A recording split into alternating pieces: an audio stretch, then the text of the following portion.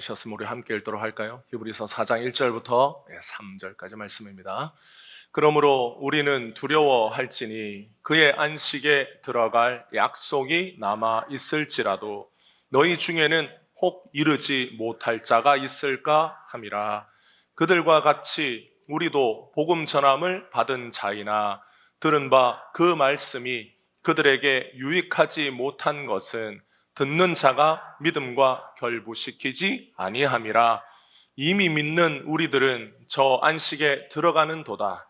그가 말씀하신 바와 같으니 내가 노하여 맹세한 바와 같이 그들이 내 안식에 들어오지 못하리라 하셨다 하였으나 세상을 창조할 때부터 그 일이 이루어졌느니라.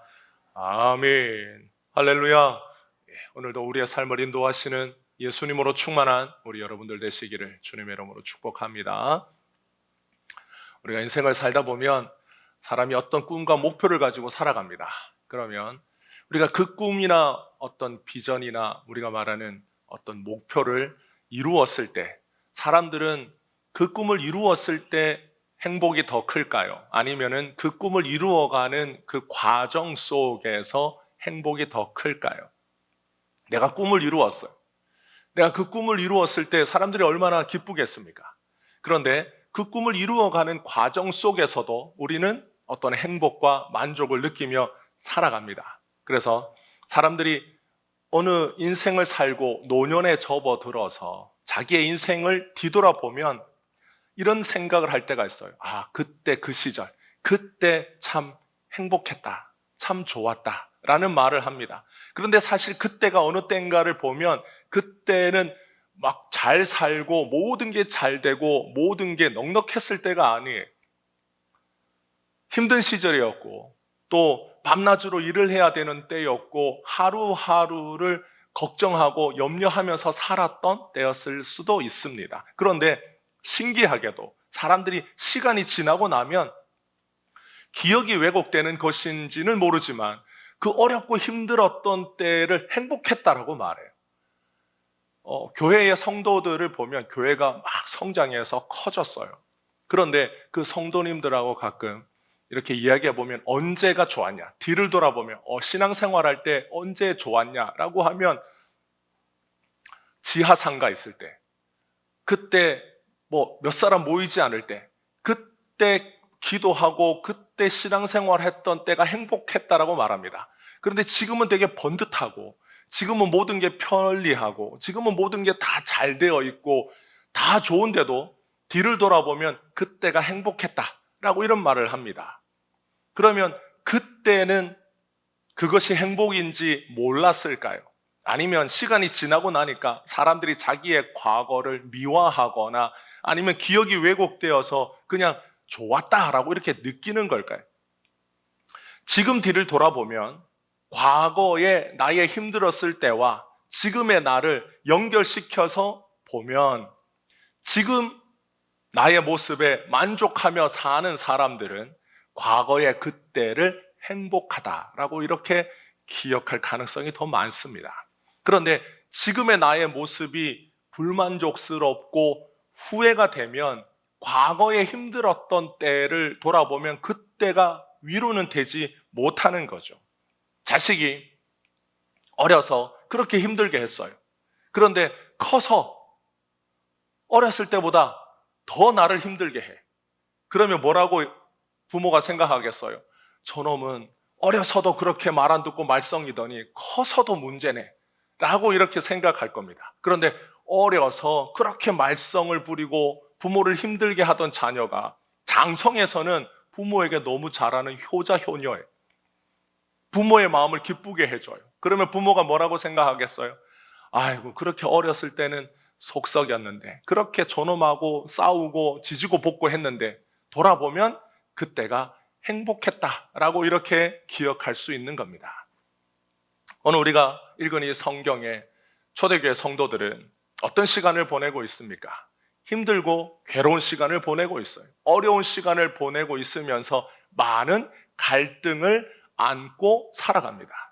왜 이렇게 사는 게 힘든지, 자신의 힘든 삶에서 예수를 믿는 것은 오히려 자기의 삶을 더 팍팍하게 만들고 있다라고 느끼고 있어요. 그래서 조금이라도 이 사람들이 덜 힘들려고 어떻게 하느냐? 이 성도들이 예수를 포기하고 다시 이전의 삶으로 돌아가려고 합니다. 그런데 사도 바울이 그런 성도들에게 오늘 4장 1절에 보면 뭐라고 말하냐면, 너 그러다가 안식에 들어가지 못할 수도 있으니 두려워할 줄 알아야 된다라고 이렇게 말을 하는 거죠.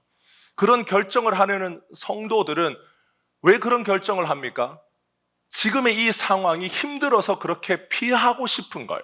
근데 바울이 너 그러다가 안식에 못 들어간다라고 이렇게 말을 합니다.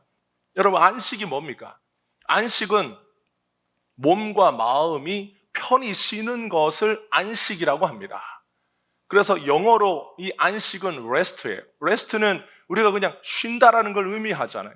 그런데 초대교회 성도들은 이런 안식이 없어요. 몸도 마음도 편히 쉬지를 못하고 오히려 더 힘들고 괴로워서 어떻게 하느냐? 예수 때문에 힘들고 괴로우니 그래서 덜 힘들려고, 자신들의 마음이 평안하려고, 안식하려고 예수를 떠나는 것이지, 오히려 바울의 말처럼 그 반대가 되기 위하여 더 안식이 힘들려고, 더 괴로우려고 예수를 떠나는 게 아니에요. 예수를 떠나는 사람은 왜 떠납니까? 편하려고 떠나는 거예요. 안식하려고 떠나는 거예요. 내 마음이 좀 더 평안하기 위하여, 내 마음이 좀 더 안정되기 위하여 예수를 떠나는 겁니다. 그런데 사도 바울이 왜 성도들이 그런 결정을 하는지에 대하여 생각하기보다는 오늘 바울이 말하는 이 말의 표현을 보면 굉장히 더 위협적이고 공격적인 말로 다그칩니다. 바울의 말을 좀 거칠게 표현하면 이런 거예요. 너 그러다가 죽어도 곱게 못 죽는다. 이런 말과 같은 거예요.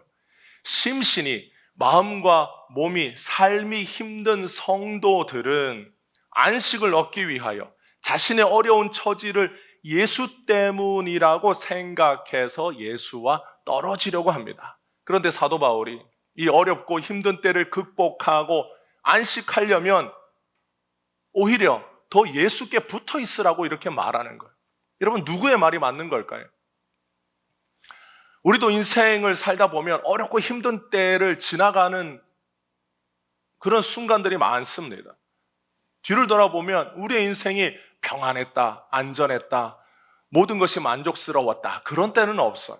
항상 우리가 살다 보면 어려웠고 힘들었고 살기가 팍팍했고 뭔가 내 힘으로 살아가기에는 모든 것이 어렵다, 힘들다, 때로는 무섭다, 두렵다, 이런 생각을 가지고 살아왔던 때가 있습니다.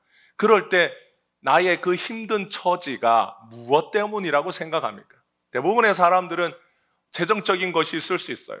돈이 없었을 때가 가장 힘들었어. 근데 어떤 사람은 건강하지 못했을 때가 그랬다라고 생각할 수 있습니다. 어떤 사람들은 자녀 때문에, 어떤 사람은 자기의 직장 문제 때문에, 자기의 인생의 진로 때문에 그랬을 수도 있습니다. 그래서 그런 힘들고 어려운 시절을 생각해 보면 왜 힘들었는가? 자기의 건강과 결부시켜 보기도 하고, 어떤 사람들은 그 힘들었을 때의 이유를 돈과 결부시켜 생각하기도 합니다. 그러면 결국 우리를 힘들게 하는 것, 우리를 어렵게 하는 것으로부터 우리가 평안해지려면, 우리가 안전해지려면 어떻게 해야 합니까? 그때 우리는 뭘 붙잡으려고 했을까요? 그때 우리를 두렵게 하는 것으로부터 우리는 안전하다 느끼기 위하여 뭐를 쫓아가고, 뭐를 원하고, 뭐를 붙잡으려고 했습니까? 그래서 그것을 붙잡았다라고 생각이 됐을 때 우리는 그것으로부터 평안을 누리고 만족을 누렸는가라고 돌아보게 되는 겁니다. 사도 바울이 성도들이 힘들고 어려운 시절을 보내고 있다라는 걸 몰랐을까요? 너무 잘 알았어요. 그래서 자신이 그렇게 사랑하는 이 성도들이 이 어렵고 힘든 때를 보내고 있을 때 힘주고 용기 주고 싶었어요. 그래서 이 힘든 때를 이겨나갈 수 있도록 바울이 도와주고 싶었습니다. 그래서 자신의 어려움을 극복하기 위하여 성도들이 왜 예수를 끊어내려고 하는지를 먼저 가르쳐 줍니다. 사람들이 성도들 중에 어렵고 힘든 이 시절을 이겨나가려고 하는데 그 이겨나가는 방법이 뭐냐? 예수를 버리는 거였어요. 예수를 등지는 거였어요. 더 이상 교회를 나오지 않는 거였어요. 그래서 왜 그런 결정을 하는지에 대하여 바울이 가르쳐 줍니다. 2절을 우리 같이 한번 읽어볼까요? 2절을 읽겠습니다. 그들과 같이 우리도 복음 전함을 받은 자이나 들은 바 그 말씀이 그들에게 유익하지 못한 것은 듣는 자가 믿음과 결부시키지 아니함이라. 바울의 논리는 이래요. 똑같은 상황을 겪은 두 사람이 있다. 근데 한 사람은 그 상황을 믿음과 결부시켰고 다른 한 사람은 그 상황을 믿음과 결부시키지 않았다라는 거예요. 그런데 믿음과 결부시킨 사람은 안식에 들어가고 믿음과 결부시키지 않은 사람은 안식에 들어가지 못한다라는 것이 바울의 논리입니다. 그러면 믿음과 결부시킨다라는 건 뭘까요? 여러분, 우리는 가끔 어떤 힘들고 어려운 상황이 있을 때 사람들이 그런 얘기를 합니다. 하나님의 뜻이 있겠죠. 우리가 모르는 하나님의 뜻이 있지 않겠습니까? 라는 말을 합니다. 우리는 그 말이 하나님의 뜻이 무엇인지는 이해할 수 없고 알지 못하지만 무엇인가 하나님의 뜻이 있음을 믿고 견디자라고 하는 이런 의미입니다. 그런데 우리의 삶을 믿음과 결부시킨다라는 것은 그냥 두리뭉실하게 견뎌보자, 그냥 좋은 것이 있겠거니라고 생각해보자 라고 하는 이런 수준을 말하는 게 아니에요. 우리의 삶을 믿음과 결부시킨다라는 것은 구체적으로 우리의 삶을 예수님과 결부시킨다라는 뜻입니다. 내가 살아가는 모든 순간순간이 예수님과 연결되어 이해되고 받아들여질 때 우리는 그것을 믿음과 결부시킨 삶이라고 말하고, 그렇게 믿음과 결부시킨 삶에서 뭐가 나온다라는 겁니까? 안식이 나온다라는 겁니다. 하나님을 떠난 인간은 자신의 삶을 세상의 시각에서 평가해요. 하나님을 떠났기 때문에 자기의 삶을 볼 때 하나님의 시각에서 보지 않습니다. 어떤 기준에서 봅니까? 자기가 살아가는, 속해 있는 이 세상의 기준에서 자기 자신을 보고 평가해요. 그래서 자기의 삶이 잘 될 때나 힘들 때나 자기 위주로 생각하고, 어려우면 세상의 기준으로 극복하고, 힘들면 자기가 생각하는 기준으로 그것을 이겨내려고 노력합니다. 그 상황이 하나님을 떠난 모든 사람들의 반응이에요. 그런데 어느 날 예수님이 이 땅에 찾아오셨어요. 예수님이 이 땅에 와서 하나님을 떠난 인간의 삶을 다시 하나님과 연결시켜주기 시작합니다. 사람에게 참된 행복이 무엇인지, 그리고 그 행복을 어떻게 찾을 수 있는지, 망가지고 부서진 인간의 삶을 회복하기 위해서 예수님이 사람들을 찾아다니기 시작했어요. 그래서 예수님은 사람들이 원하는 안식을 어디에서 찾을 수 있는지, 어떻게 찾는지를 가르쳐 주셨습니다. 그 예수님이 가르쳐 주신 그 방법은 바로 예수님 자신을 믿는 거였어요. 그리고 사람들은 이것을 뭐라고 불렀느냐? 좋은 소식, 복음이라고 부르기 시작했습니다. 사람들이 그렇게 원하던 안식, 사람들이 그렇게 원하던 평안, 사람들이 원하는 그 복을 어떻게 얻을 수 있느냐? 예수님은 예수님 자신을 믿으라고 그랬고, 그 예수님 자신을 믿는 길은 하나님과 떨어진 인간을 연결시켜주는 예수님을 믿는 것이고, 그 예수님을 믿으면 평안이 있고 안식이 있다는 겁니다. 왜 있습니까? 하나님과 분리되었던 인간이 하나님과 다시 결부되었기 때문이에요. 하나가 되었기 때문이에요. 이 하나님과 하나가 되었다는 걸 뭘 의미합니까? 여러분, 창세기를 보면, 창세기 2장 1절에서 3절을 보면 하나님이 세상을 다 만드셨다라는 이야기가 시작됩니다. 천지와 만물이 다 이루어지니라. 하나님이 세상을 다 완성하셨어요. 2장 2절을 보면 하나님이 그가 하시던 일을 일곱째 날에 마치시니 그가 하시던 모든 일을 그치고 일곱째 날에 안식하시니라. 하나님이 그 일곱째 날을 복되게 하사 거룩하게 하셨으니 이는 하나님이 창조하시며 만드시던 모든 일을 마치시고 그날에 안식하셨습니다. 6일 동안 세상을 만드신 예수님께서 7일째 안식하셨습니다. 사람들은 안식이라고 하면 단순히 일을 하지 않고 쉰다라는 걸 의미해요. 그래서 과거에 우리가 주일에는 일을 하면 안 된다. 주일은 안식하는 날이다. 그래서 아무 일도 하지 않고 가만히 있어야 된다. 그래서 과거에 제가 어렸을 때 신앙생활 할 때는 주일에 음식을 만들지 않았어요. 주일에는 아무것도 하지 않았어요. 아궁이에 불을 지피지 않았습니다. 그건 일이라고 생각해서. 그래서 어떻게 했느냐? 주일에는 교회에서는 하지 않고 외부에서 음식이 왔어요. 그래서 어릴 때 우리는 교회에서 국수도 많이 먹고 우동도 많이 먹었어요. 그래서 국수와 우동을 다 가지고 오면 뭘 하느냐? 그냥 그거를 주일에 육수를 데워서 내줍니다. 모든 준비는 언제 끝내느냐? 토요일 날 끝냈어요. 왜 그렇게 했느냐? 주일에는 아무 일도 하면 안 된다. 주일에는 쉬어야 된다. 안식해야 된다. 이런 의미였습니다. 그런데 하나님께서 7일째, 7째 날 안식하셨다라는 뜻은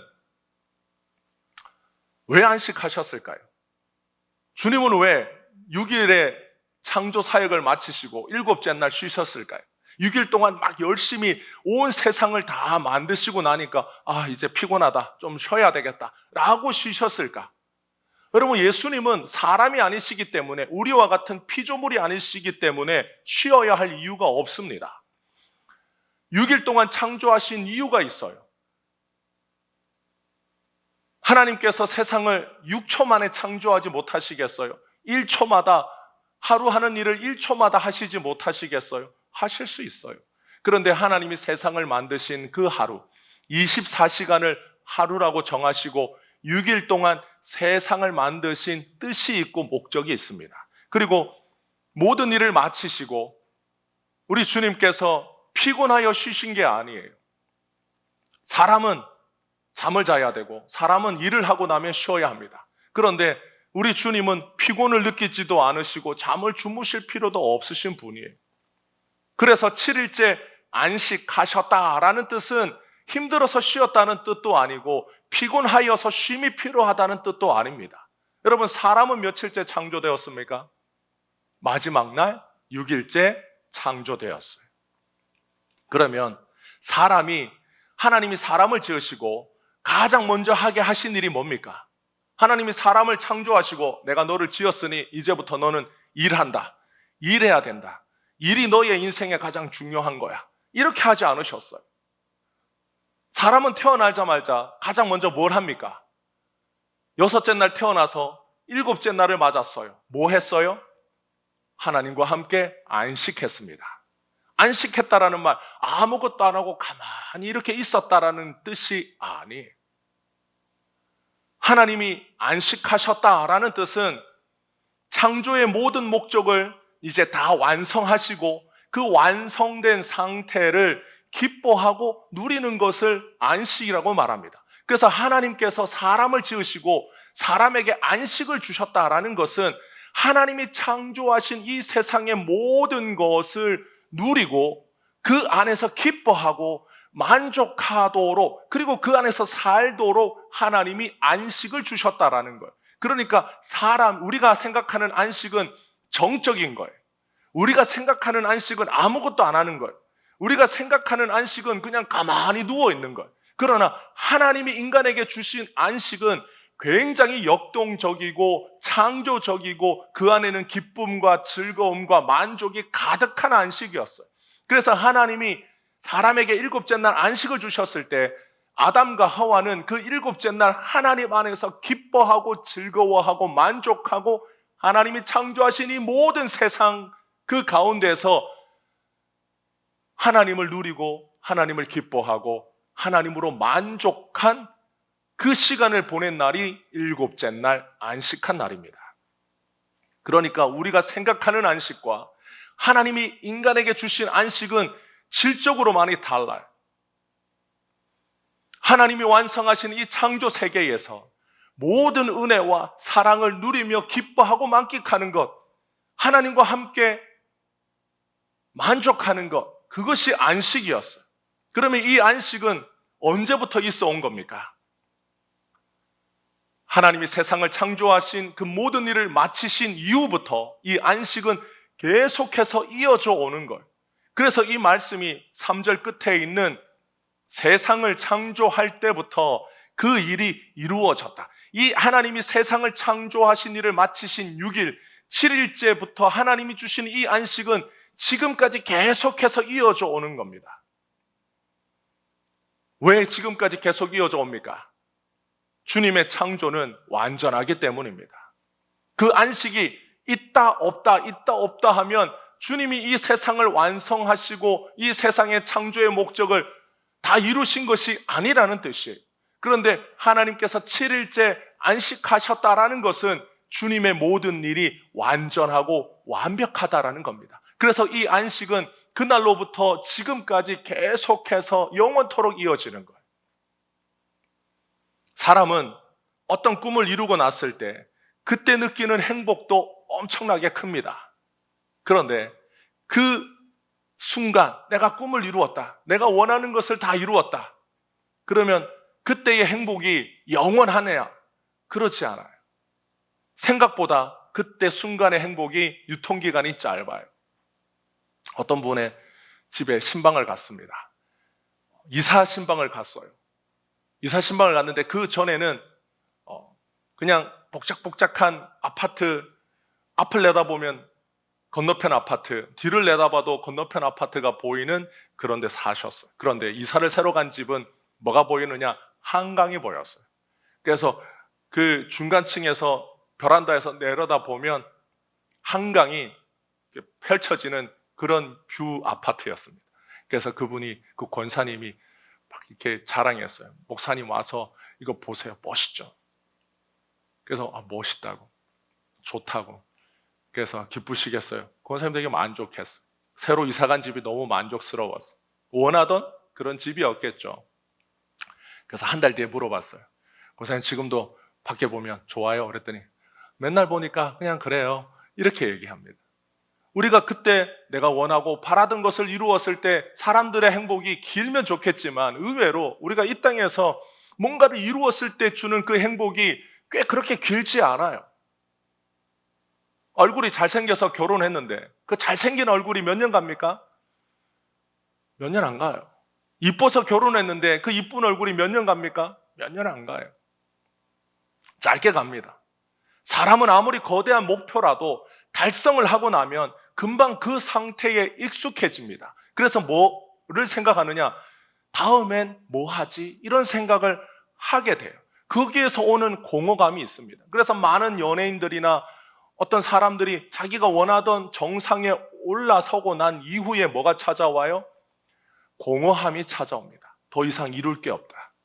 더 이상 내가 할 게 없다. 내가 이제 내려가는 일만 있나 보다 라고 하는 불안과 공허와 우울감이 찾아옵니다. 그런데 우리 주님은 우리와 같은 피조물이 아니시기 때문에 자신이 하시는 모든 일을 완성하셨을 때 그 안에서 영원토록 평안과 안식을 주시는 분이, 그것이 예수님이 주는 안식과 사람이 이 땅에서 이루는 안식의 큰 차이입니다. 이건 질적인 차이고 넘어설 수 없는 차이. 그런데 하나님이 인간에게 주신 이 안식을 누가 깨트립니까? 인간이 스스로 깨트려요. 그 안식에서 벗어나서 자신의 세상을 이루고 싶었던 인간들이 하나님을 버리고 죄짓고 타락합니다. 타락한 인간들은 이제 스스로 자신들만의 안식을 찾아서 길을 떠나요. 하나님이 인간에게 주신 그 완벽하고 완전한 안식에서 떠난 인간들은 이제 창세기를 보면 길을 찾아 떠나죠. 계속해서 동쪽으로 갑니다. 하나님과 멀어지는 길을 계속 갑니다. 그리고 자신들의 세상을 만들어서 그 안에서 평안과 안식, 복을 찾는 세상, 삶을 살기 시작해요. 인간 세상 속에서 짧고 순간적인 쉼도 있었지만 영원하지 않았습니다. 길지 않았어요. 불완전한 안식이었어요.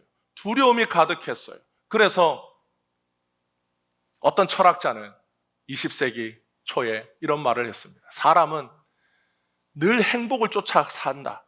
그런데 막상 행복을 얻으면 이 행복이 언제 없어질까 불안해하면서 사는 것이 인간이라고 그랬습니다.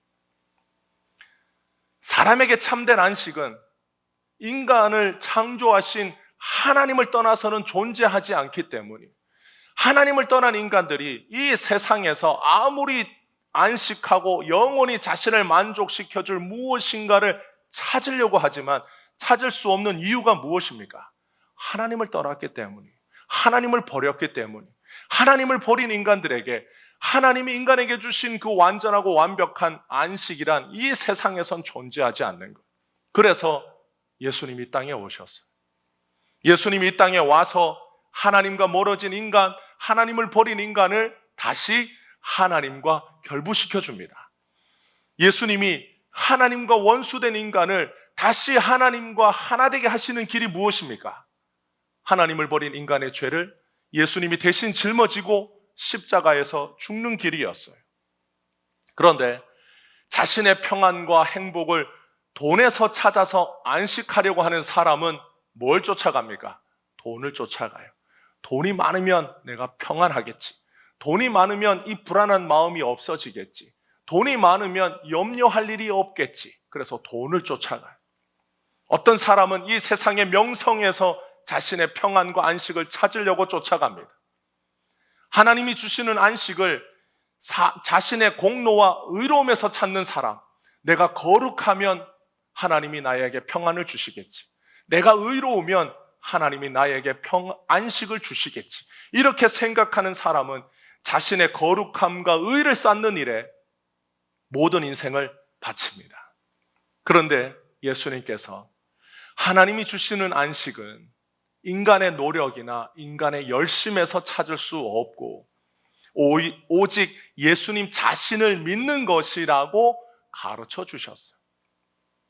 왜냐하면 하나님을 버린 죄인이 하나 될 수 있는 유일한 길은 우리를 위하여 이 땅에 오신 예수님 외에는 없기 때문입니다. 그런데 하나님과 스스로 하나 될 수 있다고 믿는 사람들은 그 예수님의 초청을 거부했어요. 예수님이 내미는 손을 뿌리쳤어요. 오히려 예수님을 십자가에 못 박아 죽이기까지 합니다. 그래서 예수님이 내민 그 손을 거부하고 하나님과 하나 되는 길을 포기했어요. 안식은 언제 찾아옵니까? 우리 인생의 평안은 언제 찾아옵니까? 우리의 모든 삶을 예수님과 연결시킬 때 찾아옵니다. 초대교회 성도들 중에 예수님을 떠나면 자신의 삶에 평안이 찾아올 것이라고 생각한 사람들이 있었어요. 그런데 그 생각은 자신의 삶을 예수님과 연결시킨 것이 아니라 자신의 삶을 세상의 기준과 결부시킨 겁니다. 바울은 그렇게 해서는 우리에게 참된 안식은 없다라는 걸 가르쳐주고 싶었습니다. 성도들이 이렇게 힘들고 어려워하는 이유는 이 시간을, 이 힘들고 괴로운 시간이 얼마나 더 지나야 되는지를 몰라서 더 괴로운 거예요. 여러분, 사람이 어렵고 힘들 때 이 기간이 1년이라고 정해져 있으면 참고 견딥니다. 군대에 간 청년들이 달력만 봐요. 전역할 날이 정해져 있기 때문에 견딥니다. 그래서 자기가 일주일이라도 군대 먼저 들어오면 일주일 뒤에 들어온 사람들 보고 뭐라고 그럽니까? 앞길이 캄캄하다. 이렇게 얘기하는 거예요. 왜냐하면 자기는 일주일 더 보냈으니까. 군대에 들어간 청년들이 제일 싫어하는 말이 뭡니까? 말뚝을 박으라는 거예요. 아니, 내가 전역할 날이 딱 정해져 있는데 그날만 보고 사는데 말뚝을 박는다니, 여기서 계속 살아야 한다니, 그게 너무 힘든 걸. 그러니까 군대가 체질이 아닌 사람들에게 야, 군대에서 계속 직업군인 해라, 이게 굉장히 싫은 말이 되는 거예요. 끝나는 날이 있다, 지나가는 날이 있다, 정해진 시간이 있다. 이것이 사람들에게 오히려 위로를 줍니다. 그래서 감옥에서도 자기가 정해진 기간이 있는 사람과 무기징역과 사형수들은 그 감옥 안에서 태도도 달라요.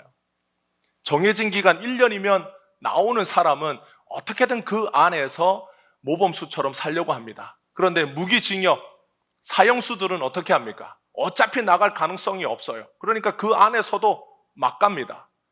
아무도 자기를 건들 수 없다는 걸 자기도 알아요. 내가 밖에서 사람 한 명 죽였는데 안에서 사람 한 명 더 죽인다고 달라지는 게 없기 때문에 교도소 안에서도 그런 사람들은 피하는 거예요. 우리가 인생을 살면서 이 일이 언제 끝나는지 모르기 때문에 그것 때문에 더 두려운 거예요. 그래서 바울이 그런 성도들의 두려움을 알고 자신의 모든 것을 예수와 결부시켜서 믿는 성도들은 평안이 있다라는 걸 가르쳐 줍니다. 비록 나에게 죄와 허물이 있다 할지라도 죄인을 위하여 죽으신 십자가에서 피 흘리신 예수님과 결부시키지 않으면 그 죄와 허물에서 벗어날 수 있는 사람은 아무도 없어요. 자기의 죄와 허물을 자기가 껴안는다고 해서 해결되지 않아요.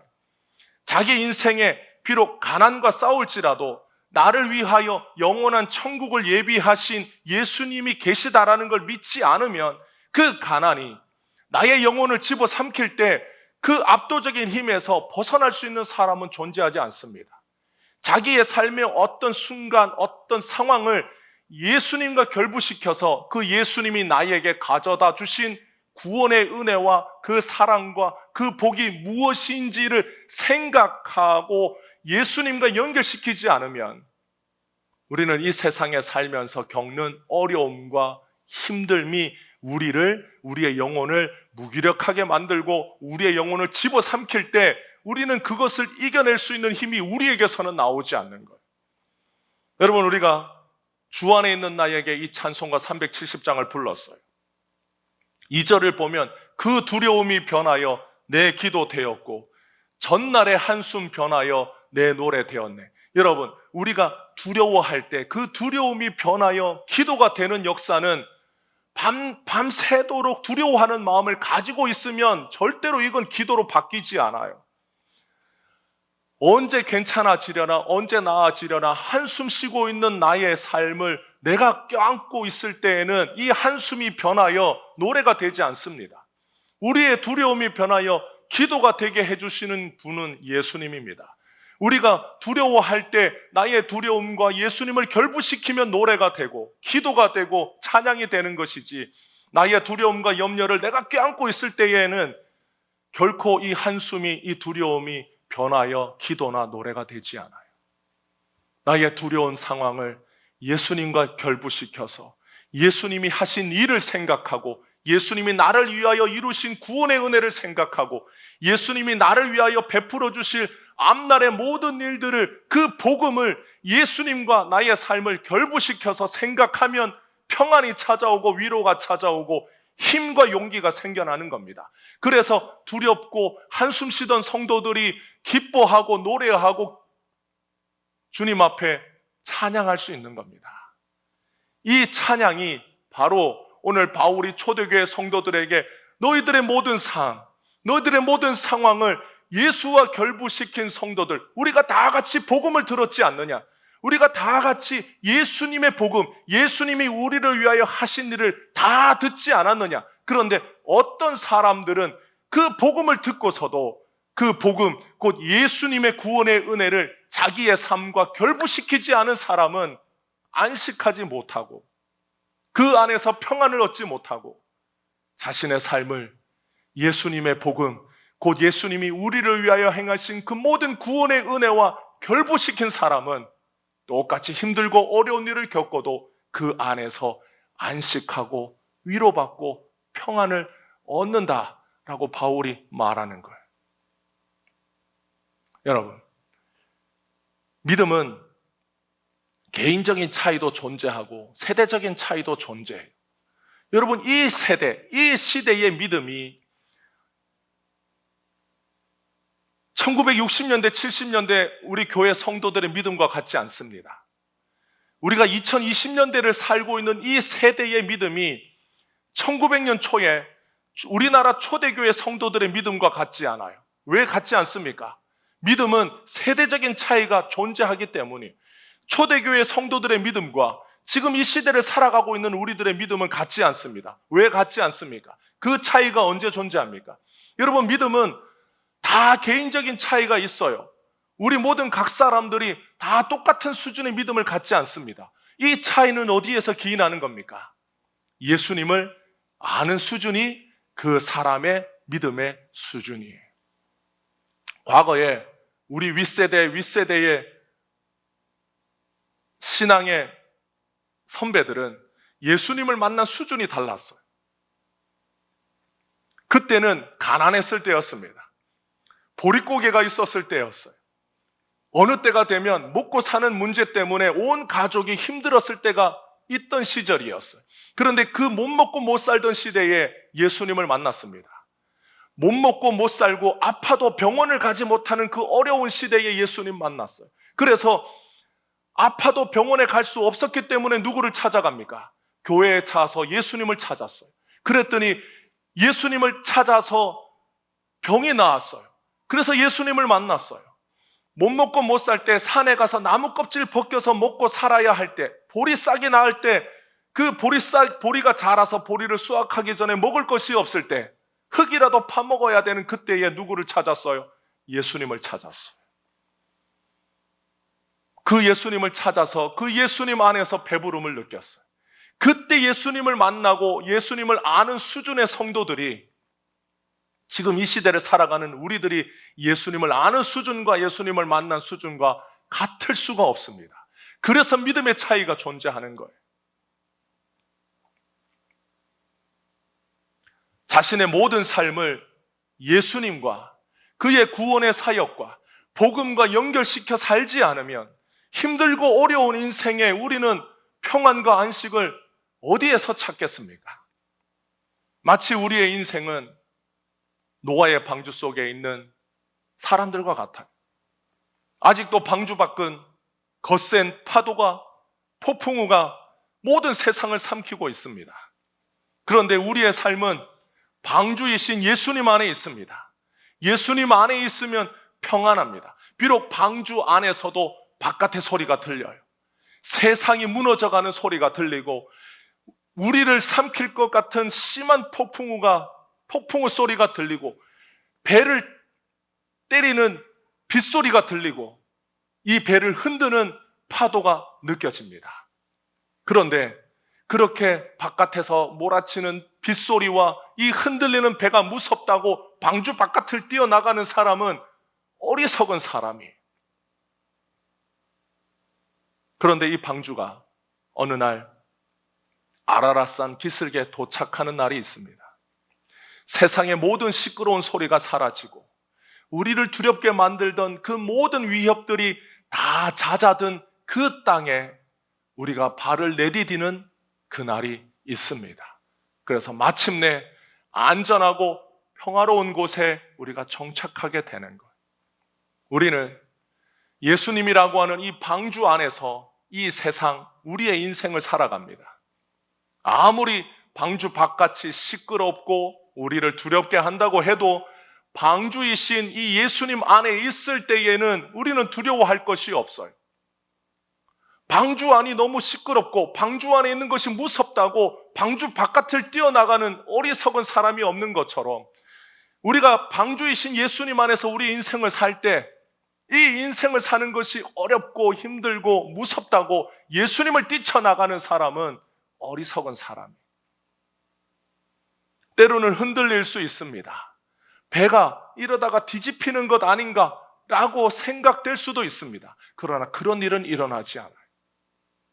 그리고 결국 우리는 마침내 죄와 사망이 더 이상 우리를 위협하지 않는 영원히 안전한 땅, 아라랏산 기슭 같은 천국에 도착할 날이 옵니다.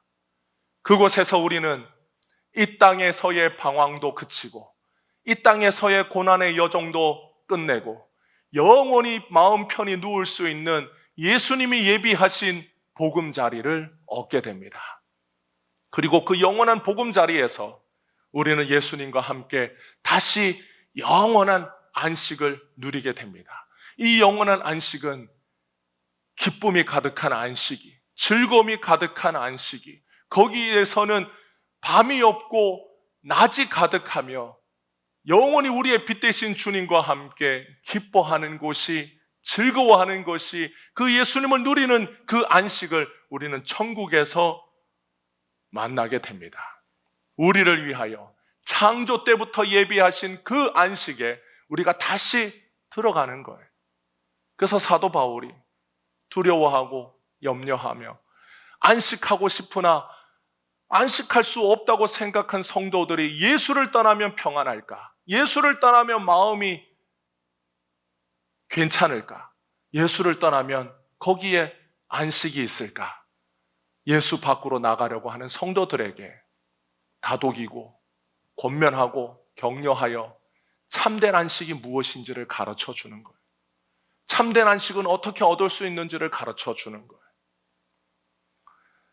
우리는 이 땅을 살면서 이 땅에서는 안식이 없다라고 말하지만 우리는 이 땅에서도 예수님 품 안에서 보호받고 안식을 누리며 살아가는 성도가 바로 우리들입니다.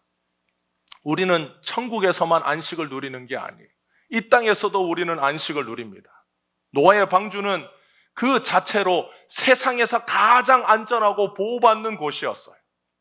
세상은 다 무너지고 세상은 다 뒤틀려서 천지가 격변하는 그 대홍수를 맞아서 이 세상은 완전히 바뀌었어요.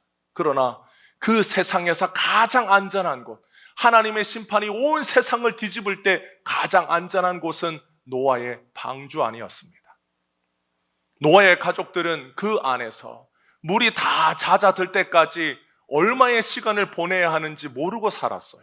하나님께서 노아의 가족들을 방주 안으로 들여보내시면서 이제 앞으로 너희들이 이 안에서 300일을 보내야 된다. 너희들이 이 안에서 1년을 보내야 된다. 그렇게 말씀하지 않으셨어요. 언제 나와야 되는지 모르고 다 방주 안으로 들어갔습니다. 여러분, 우리도 이 땅을 살면서 주님이 너는 이 땅에서 50년 살아야 된다. 너는 이 땅에서 80년 살아야 된다. 하나님 우리에게 가르쳐 주지 않았어요. 우리는 이 땅에서 몇 년을 사는지 몰라요. 우리는 언제 이 땅의 삶을 마치고 주님이 우리를 위하여 예비하신 곳으로 들어가는지 아무도 모르고 삽니다. 그러나 우리가 아는 것은 언젠가는 이 방주에서 내려서 우리가 마침내 도착할 곳이 있다라는 것을 우리는 다 알아요. 방주가 영원한 정착지가 아닙니다. 인생이, 우리가 사는 이 인생이 영원한 정착지가 아니에요. 우리는 이 방주라고 하는 이곳에서 정해진 때를 살다가 주님이 예비하신 곳에 다 내리는 거예요. 우리는 이 인생이라는 이 세상에서 예수님이라고 하는 방주 안에서 살다가 주님이 도착했다, 때가 이르렀다, 네가 내려야 할 곳에 왔다 라고 주님께서 우리의 인생의 방주의 문을 열어두시면 우리는 거기에서 내리는 거예요. 그러면 우리는 이 땅의 삶을 마치고 주님이 예비하신 영원한 안전한 포구, 우리를 위하여 예비하신 그 곳에 내리면서 주님을 찬양하는 거예요. 여러분, 방주에서 나왔던 노아의 가족들이 방주에서 내려서 제일 먼저 뭘 합니까? 하나님께 제사 드려요. 하나님을 찬양해요. 하나님께 예배 드려요. 노아의 가족들이 아니 왜 방주에서 우리를 내보내셨어요? 방주가 더 좋아요. 아무도 그렇게 하지 않았어요. 그들은 방주 안에서도 하나님께 감사하고 방주 안에서도 하나님이 주시는 위로와 평안을 누리고 그 안에서 하나님의 보호를 받으면서 살다가 하나님이 방주의 문을 열어주셨을 때 그곳을 나오면서 하나님을 더 찬양했습니다. 여러분, 우리는 이 세상을 살면서 이 세상이 끝나면 마치 우리의 인생이 끝나는 것처럼 그렇게 하나님을 원망해요. 그런데 하나님께서 우리 각자가 살던 인생의 때를 다 보내게 하시면서 그 안에서 우리를 지키고 보호하시다가 때가 되어 우리 인생의 방주의 문을 여셔서 주님이 우리를 인도하시는 그곳, 영원한 주의 보금자리, 그 천국에 우리를 인도하셔서 문을 열어주셨어요. 그러면 우리는 다 그곳에 도착하여서 어떻게 합니까? 더 주님을 찬양하는 것, 더 주님께 감사하는 것, 더 주님을 기뻐하고 즐거워하고 그 주님을 높이게 됩니다. 비록 때로는 배가 흔들리고 거친 파도가 우리를 삼키는 것이 아닌가 두려운 때도 있었지만 뒤를 돌아보면 그 모든 시간을 예수님 안에, 방주 안에 있었던 그 우리의 시간을 예수님과 결부시켜 보면 어떻게 생각하겠습니까? 여러분, 베드로가 어느 날 예수님과 함께 보냈던 때를 돌아봤어요. 그래서 성도들과 함께 그때의 이야기를 했어요. 내가 그때 폭풍우가 치던 갈릴리 호숫가에서 우리들만 배를 타고 있었는데 우리가 다 그날 폭풍우에 물에 빠져 죽는 줄 알았는데 갑자기 저기에서 누군가 무리를 걸어오는 걸 봤다. 근데 그게 예수님이었지 않겠느냐. 그래서 성도들이 그 얘기를 막 들었어요. 그래서 베드로가 자기 이야기를 해요. 그때 내가 갑자기 무슨 생각이 들었는지는 몰라도 예수님에게 가서 무리를 걸어서 예수님께 갈 수 있다라고 하는 생각이 들었다. 그래서 내가 예수님께 나를 불러달라고 했다. 그래서 내가 무리를 디뎠더니 걸어지는 게 아니냐. 그래서 내가 몇 발짝 걸었는데 갑자기 예수님이 안 보이고 그 시커먼 물이 나를 덮치는 게 아닌가라는 두려움에 빠졌다. 그래서 내가 물속에 그냥 풍덩 빠져가지고 물을 많이 먹었어 라고 베드로가 말하면서 막 웃었어요. 그래서 성도들도 막 손뼉치고 웃었어요.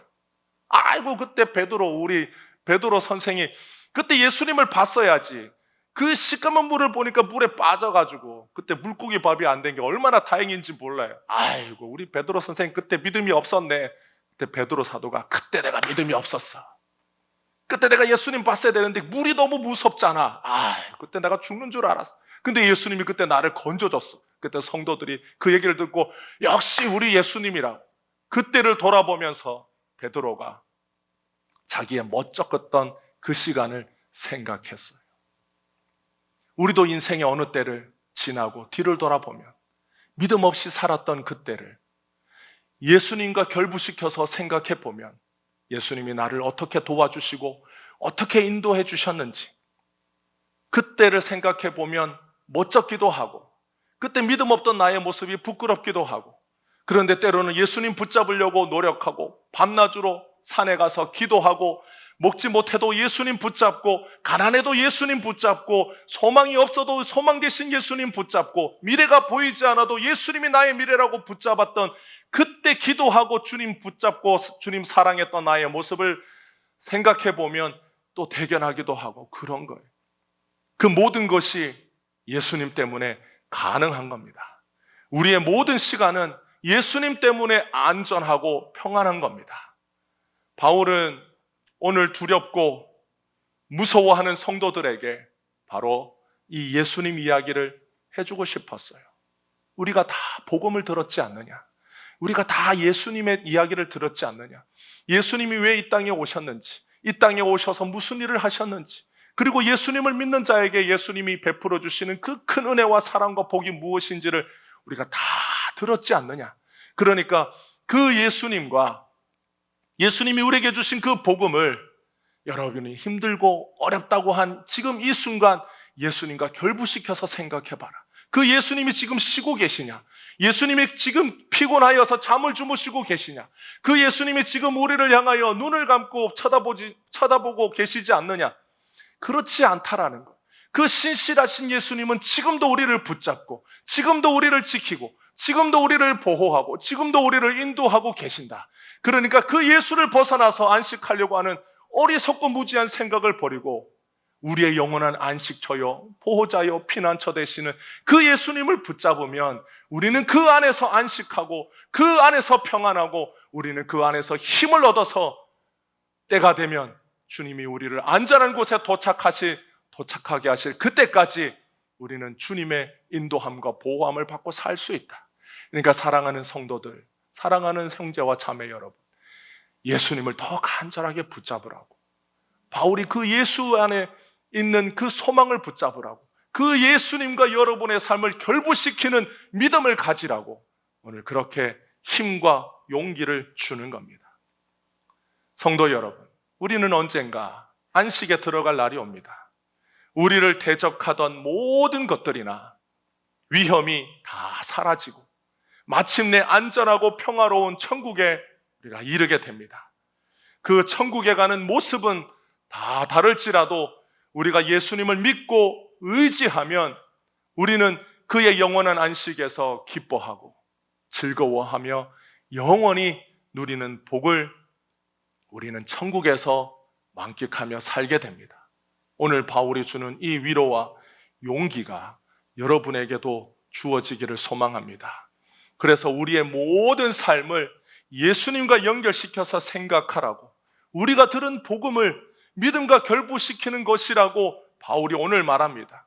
여러분, 어떤 사람은 나이가 들어서 주님의 안식에 들어갑니다. 어떤 사람은 병중에 안식에 들어갑니다. 어떤 사람은 갑작스러운 일로 주님이 예비하신 안식에 들어갑니다. 우리 눈으로 보면 좋은 것이 있고 나쁜 것이 있는 것처럼 보일지라도 예수님은 자신이 부르신 모든 성도를 그의 안식으로 다 인도하셨어요. 그 안식에 들어간 성도에게 더 이상 이 세상에 어떤 근심도 염려도 없습니다.